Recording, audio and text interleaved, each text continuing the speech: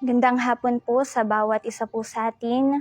Welcome po muli sa Bible study po natin ngayong week po dito po sa Rema Pills. Kamusta po tayo? Minsan pa tayo po ay may panibagong pag-aaralan sa hapon pong ito. At ang topic po natin ay Unlock Wisdom with Proverbs. Amen po. Sige po, bago po natin simulan ang pag-aaral ng salita ng Diyos, minsan pa manalangin po tayo.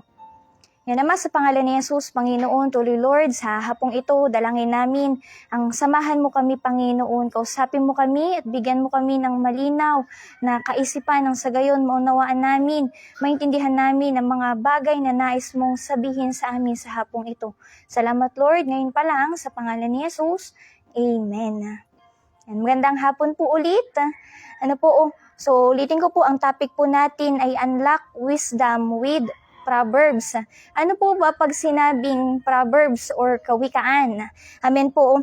Ang sabi po ng Merriam-Webster, pag sinabi pong proverb, ito ay short, pithy saying in general use, stating a general truth or a piece of advice. Ibig sabihin po, pag sinabi po palang kawikaan, amen po, sabi dito, ito ay isang general truth or isang maiksing salita, pero ito ay isang advice. Amen po.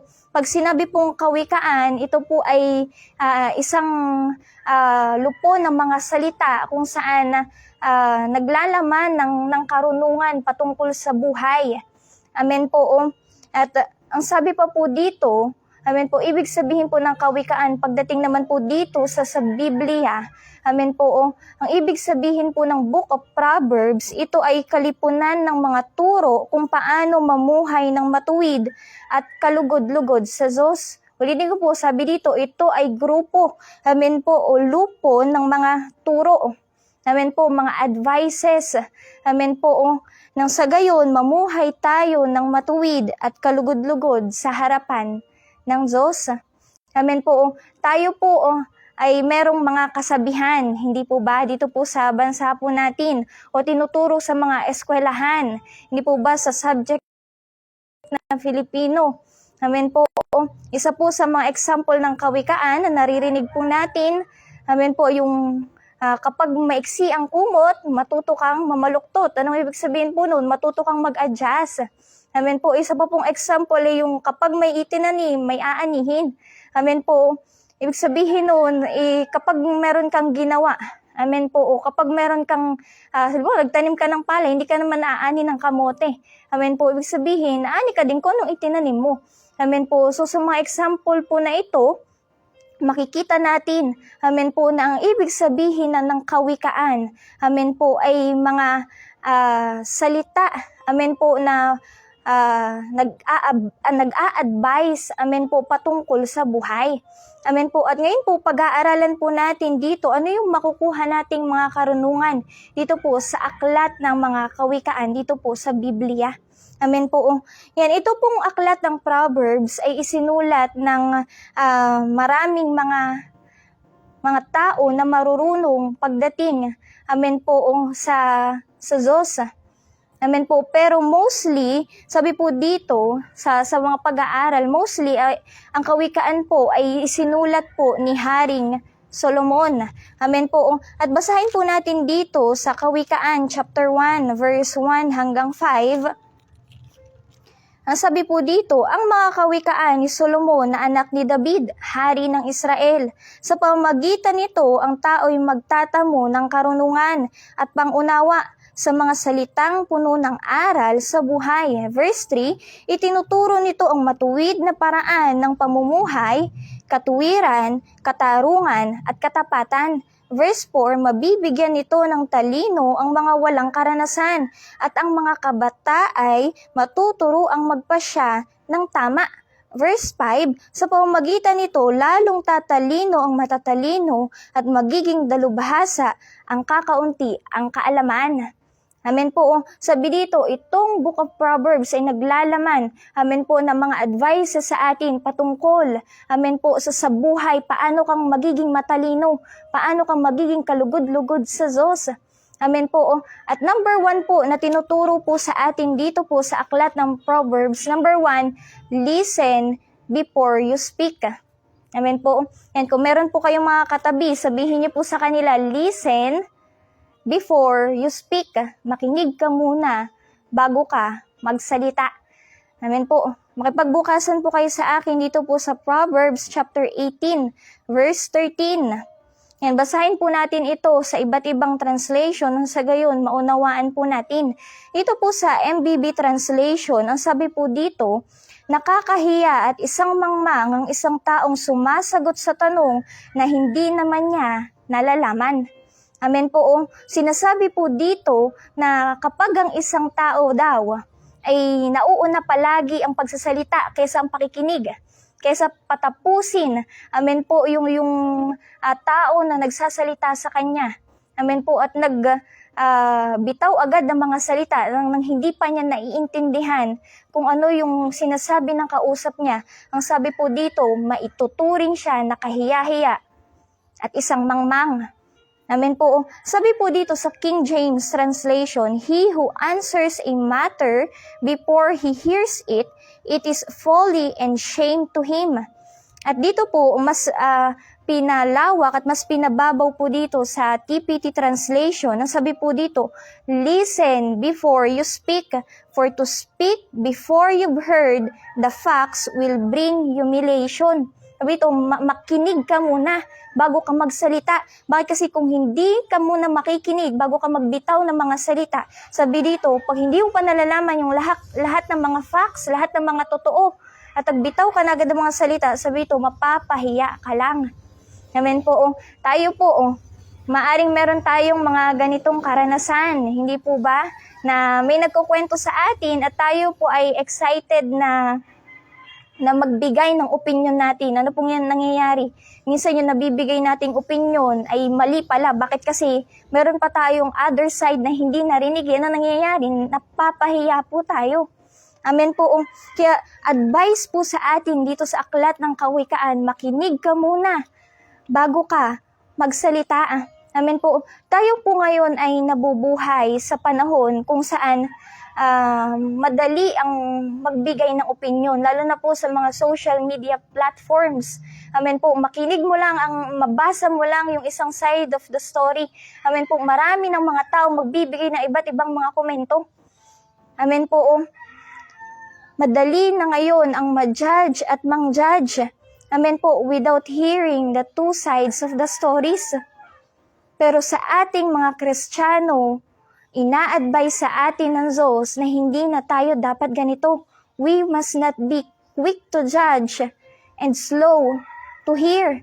Amen po. Bakit? Kasi ang sabi po ng James chapter 1 verse 19, ang sabi po dito, be slow to speak and quick to hear. Amen po, maging mahinahon ka, maghintay ka bago ka magsalita. At dapat nandun yung pakikinig mo. Amen po, dun sa kausap mo, dun sa nagsasalita. Amen po. Yan dito po, paano po ba tayo makikinig o makikinig ng mabuti? Amen po. So dito po, sabi number 1, dapat you must listen carefully. Kapag may nagsasalita, may kumakausap sa atin, amen po, makinig ka ng mabuti. Kasi pwedeng nakikinig ka, pero hindi mo naiintindihan. Naranasan na po ba natin yung kinakausap ka ng isang tao, pero yung isip mo ay nasa iba, yung tumatango ka, pero hindi mo naman naiintindihan. At kapag nagising na yung diwa mo, dahilan sa tinatanong ka na ng kausap mo, naiintindihan mo ba yung sinabi ko? Or anong masasabi mo ngayon, wala ka nang maisagot. Bakit? Kasi narinig mo lang, pero hindi mo naintindihan. Ang sabi dito, ang mabuting pakikinig, you must listen carefully. Amen po, intindihin mo. Amen po, yung sinasabi ng kausap mo. Naalala ko po one time, may kumakausap po sa akin at ako po ay nagsa-cellphone. Hindi ko po kasi kaya na mag-multitask pagdating sa bagay niyo. Kapag may ginagawa, tapos kinakausap ka rin po, hindi ko kayang pagsabayin na nagbabasa at nakikinig. Amen po. Kaya po, kapag tinanong ako nitong tao na to, anong masasabi mo? Alam niyo po, wala po akong maisagot. Sabi ko sa kanya, pwede bang pakiulit mo yung sinabi mo? Amen po, bakit kasi tumatango lang ako sa kanya pero hindi ko naintindihan yung sinabi niya. Amen po. So dito po, we must listen carefully. Amen po. Number 2, para ikaw ay maging mabuting tagapakinig, be patient. Amen po. Sabihin po natin sa sarili natin, be patient. Amen po. Yan, maging mahaba yung pasensya natin na marinig natin, amen po, yung buong kwento. Amen po, wait for all the facts. Wait for all the facts bago ka sumagot. Amen po, hindi pa tapos yung nagsasalita. Amen po, mas madami ka pang nasabi. Amen po, kaysa dun sa kumakausap sa'yo. Amen po, ano nangyayari? Nagiging mali-mali ang sinasabi natin. Bakit? Kasi hindi pa natin naririnig yung buong katotohanan eh. Amen po, ulitin ko, we must know or hear the two sides of the story. Amen po. Yan, isa pong example dito ay naalala ko po nung ako po ay high school. Pag high school at may recitation, amen po, syempre, nag-uunahan ang mga magkaklase at kami po noon ay nag-uunahan na makasagot. Amen po. Bakit? Kasi paramihan ng puntos at paramihan ng sticker na makukuha mo kapag nakasagot ka ng tama. Sa sobrang pagiging competitive ng bawat isa, alam niyo po, hindi pa tapos magtanong yung teacher namin, nagtataasan na kami ng kamay at nagsasabi ng, Ma'am, ako po. Alam niyo po, hindi pa tapos magsalita yung teacher namin, tinawag niya na yung isang kaklase ko. Bakit? Kasi andun na yung, sigurado siya na ako po, alam ko yung sagot. Alam niyo po, nung sinabi niya yung sagot, mali. At ang sabi ng teacher namin sa amin, patapusin niyo muna ako sa pagsasalita bago kayo sumagot. Para maintindihan niyo ano yung sinasabi ko. Amen po. Liting ko po, be patient. Para hindi ka magkamali, patapusin mo muna. Amen po, yung nagsasalita. Amen po. At pangatlo po, para tayo ay maging good listener, sabi dito, desire understanding more than giving our opinion. Mas gustuhin mo, amen po, na maunawaan mo, maintindihan mo, amen po, yung sinasabi sa'yo ng kausap mo, kaysa yung excited ka na mailahad yung opinion mo. Amen po, sa ating mga Kristiyano, amen po, kapag may mga tao na lumalapit sa atin, salamat po sa Panginoon. Kapag may mga tao na kumakausap sa atin at humihingi ng advice, we are not to give our own opinion. Bilang mga Kristiyano, kailangan mong pakinggan ng maigi ano ang kalagayan, ano yung sitwasyon ng taong kumakausap sa'yo. At bibigyan mo siya ng advice, hindi base sa opinion mo, kundi base sa ano ang sinasabi ng salita ng Diyos sa sitwasyon ng tao na yon. Amen po. Ulitin ko po, we are not to give our own opinion. Amen po. Kundi ano ang sinasabi ng Biblia. Amen po. Bakit? Kasi ang opinion natin ay maaaring magkamali. Pero ang salita ng Diyos ay proven and tested na. Amen po. Kailanman hindi ito magkakamali. Amen po. Kaya kailangan mong patapusin ang nagsasalita, ang nagkukwento sa'yo. Nang sa gayon, ma-assess mo ng maayos, ma-judge mo ng maayos yung sitwasyon. Amen po. At masabi mo, ano yung sinasabi ng Biblia? Ano yung sinasabi ng salita ng Diyos? Amen po. Doon sa sitwasyon ng kausap mo. Amen po. Desire understanding more than giving our own opinion. Amen po.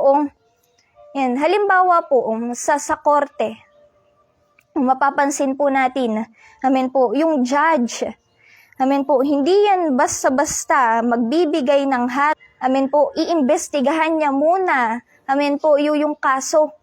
Pakikinggan niya muna, amen po, yung lahat ng sides, yung both sides, amen po, yung suspect, amen po, at yung biktima, pakikinggan niya yan, aalamin niya muna lahat ng facts, amen po.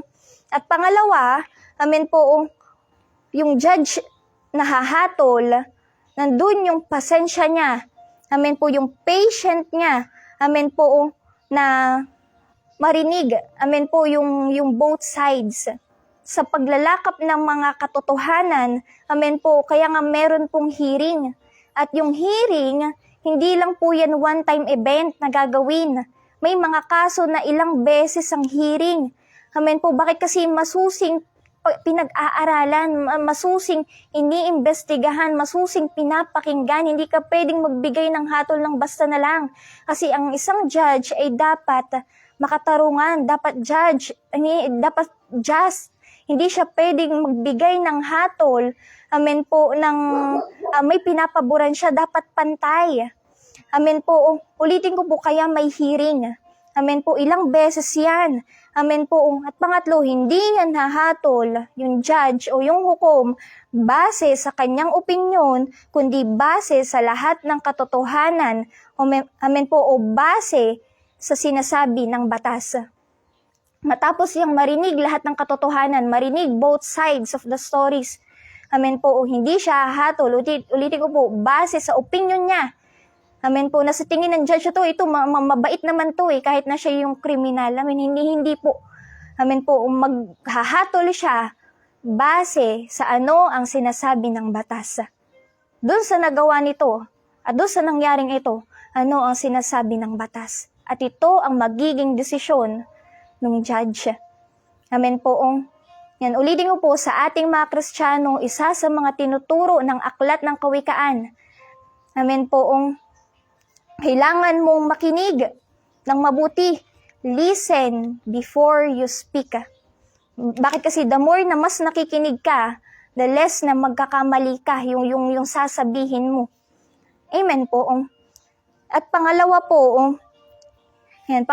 sinasabi po ng aklat ng Proverbs, choose your friends wisely. Yan, sino po dito ang merong mga kaibigan o merong mga circle of friends? Magsabi po ng amen. Pero dito po, ina-advisean po tayo ng Biblia, choose your friends wisely. Maging matalino ka sa pagpili ng mga kaibigan mo. Yan, makipagbukasan po kayo sa akin dito po sa Kawikaan, chapter 13, verse 20. Yan, nasabi po dito, ang nakikisama sa may unawa ay magiging matalino. Amen po. Ngunit, ang nakikisama sa may unawa ay magiging matalino, ngunit ang kasama ng mangmang ay masusuong sa gulo. Amen po. At dito po ulit sa TPT translation, ang sabi po dito, if you want to grow in wisdom. Yan, sino daw po dito ang gusto na lumago sa karunungan, sa katalinuhan? Sabi dito, spend time with the wise. Walk with the wicked and you'll eventually become just like them. Kung gusto mo na ikaw ay magkaroon ng karunungan, nasabi ito, makisama ka, sumama ka sa mga taong matalino din. At kung ang sinasamahan mo, amen po, ay mga taong walang karunungan, sabi ito, wicked, sabi niya, mapapansin mo na lang, nagiging katulad ka na rin nila. Amen po, meron po akong narinig before na sabi po, tell me who your friends and I will tell you who you are. Ulitin ko po, tell me who your friends and I will tell you who you are. Ngayon po, ang Diyos ay concerned even dun sa mga nakakasama natin. Bakit kasi yung mga nakakadikit natin, yan yung may malaking impluensya sa buhay po natin. Amen po, naalala ko po nung pumapasok po ako, laging sinasabi po sa akin ng tatay ko, ng nanay ko, huwag kang nakikibarkada sa mga ganitong tao. Huwag kang sumasama sa mga, excuse me po sa term, huwag kang sumasama sa mga nagiinom. Bakit kasi tuturuan ka rin nilang mag-inom? Tuturuan ka rin nilang magrebelde. Amen niya, piliin mo. Amen po. Piliin mo ang mga nakakasama mo. Amen po. Pansinin po natin, halimbawa ang mga kaibigan natin ay mga tamad mag-aral at ikaw ay masipag. Eventually, tatamarin ka na rin. Amen po. May narinig po ako, sabi po ng isang kabataan, sabi niya, natry ko pong mag-cutting. Sabi ko, bakit ka naman nag-cutting? Sabi niya, kasi inaya po ko ng mga kabarkada ko. Isang beses lang naman daw po, hanggang sa tuwing hapon na po, nagkakating na po kami kasi palagi na po ko inaaya. Amen po. kung sino ang nakakasama mo, maging katulad mo rin. At kapag naman ang kasama mo ay mga taong masisipag sa pag-aaral, amen po, ay tamad ka, anong mangyayari? Pati ikaw sisipagin ka ding mag-aral. Amen po, mahahawa ka nila. Amen po, kaya choose your friends wisely. Amen po, at ang sabi pa po ng 1 Corinthians chapter 15 verse 33, ang maling barkada ay nakakasira ng buhay. Yung mga kaibigan mo, it's either ikaw ay ilapit niya sa Diyos or ilalayo ka niya sa Panginoon. At sa ating mga Kristiyano, you must have godly friends. Kailangan ng mga kaibigan mo ay same path mo. Amen po, yung dadalhin ka sa Panginoon, hindi ka ilalayo sa Diyos. Amen po. Maaring sa mga estudyante, hindi naman po lahat ng kaklase natin, yes, hindi po lahat sila ay Kristiyano. Pero kailangan mong bantayan ang sarili mo. May nabasa po ako sa Facebook, sabi po doon na isang Christian page. Sabi doon, Jesus sit with sinners, but He did not sin with them. Sabihin si Jesus, nakisama siya sa mga makasalanan, pero hindi siya sumama sa pagkakasala nila.